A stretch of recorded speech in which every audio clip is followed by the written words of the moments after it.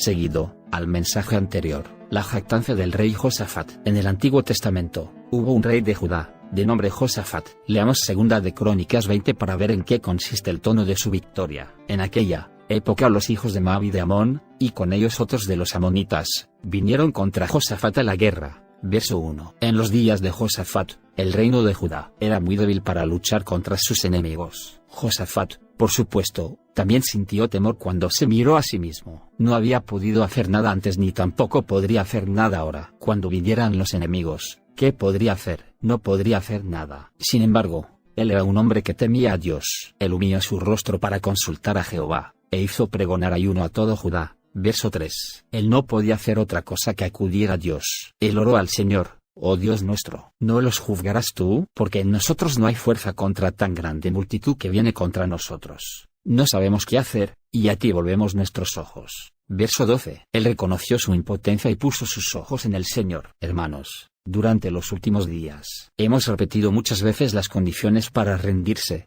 que son: 1. Comprender que no podemos lograr la victoria por nuestra cuenta y 2. No tratar de hacerlo. Además debemos creer en Dios. Esto fue lo que hizo Josafat. Reconoció esto al decir que no tenía la fuerza para resistir al enemigo, ni tampoco sabía qué hacer. No tenía más alternativa que acudir al Señor. Inmediatamente Dios le envió un profeta que le dijo: no temáis ni os amedrentéis delante de esta multitud tan grande, porque no es vuestra la guerra, sino de Dios. Verso 15. La guerra es del Señor. Ni la victoria ni el fracaso dependen de nosotros. Ni el mal genio, el orgullo, las dudas, los pensamientos impuros, la avaricia y todo tipo de pecado nada tienen que ver con nosotros. La batalla no es nuestra, sino de Dios. Él dice: no habrá para qué peleéis vosotros en este caso. Verso 17. Dios solo nos exige que permanezcamos de pie, firmes. Él quiere que nosotros bajemos las manos y se lo dejemos todo a Él. Solo necesitamos estar parados, quietos y ver la salvación de Jehová. Verso 17. Hermanos, no somos nosotros quienes luchamos, somos simples espectadores. Cada vez que dejemos de jactarnos en la victoria,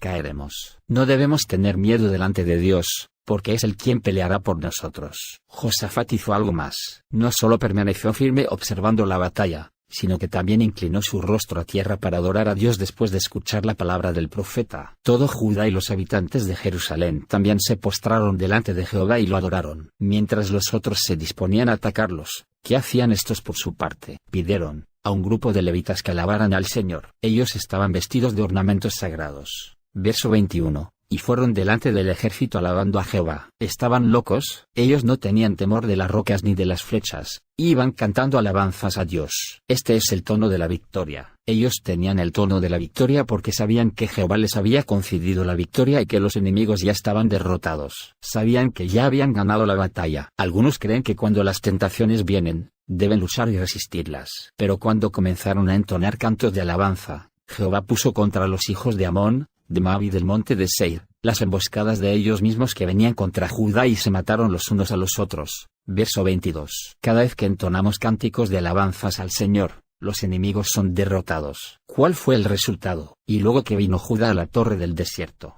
miraron hacia la multitud, y he aquí yacían ellos en tierra muertos, pues ninguno había escapado. Verso 24. Dios da una victoria en la que ninguno escapa, o no da victoria en absoluto. Si dependiera de nosotros, podríamos haber dejado unas 5 o 6 personas vivas. Pero Dios no dejó ni uno solo vivo. Las palabras, y cuando comenzaron, del versículo 22 son muy significativas. Cuando el pueblo comenzó a cantar, Jehová puso emboscada contra los hijos de Amón, de Moab y del monte de Seir. Hermanos, Dios solo puede obrar cuando nosotros comenzamos a alabar. Cuando comencemos a alabar, Dios comenzará a obrar. Sé que muchas tentaciones vienen a nuestro encuentro, y también sé que tenemos muchas pruebas. Puede ser que tengamos debilidades físicas, circunstancias adversas u otras dificultades en nuestros trabajos. Es posible que digamos: ¿qué debo hacer? ¿Cómo puedo vencer? Hermanos y hermanas, sabemos que debemos vencer, pero nuestro tono está errado. Cuando lleguen las tentaciones debemos decir aleluya. Cuando vengan las pruebas debemos decir aleluya. Cuando veamos venir las dificultades debemos decir aleluya. Una vez que proclamemos aleluya, los enemigos serán derrotados. Cuando alabemos, nuestro Dios comenzará a obrar. Él entrará en acción cuando nosotros comencemos a cantar. Hermanos, no es suficiente reconocer que no podemos vencer y creer que Dios puede hacerlo. Tenemos que levantar la voz y decir con el corazón: Aleluya. Te doy gracias Dios porque estoy pasando por pruebas. Gracias Dios porque no puedo vencer. Gracias Dios porque la victoria ya es mía. Josafat continuó cantando porque creyó que había vencido. Josafat ya daba por muertos a sus enemigos. Por consiguiente, podía avanzar y cantar. Él no tenía temor de las piedras, porque contaba con que sus enemigos ya estaban muertos. Cuando subieron a la torre y miraron, solo había cadáveres tendidos en tierra.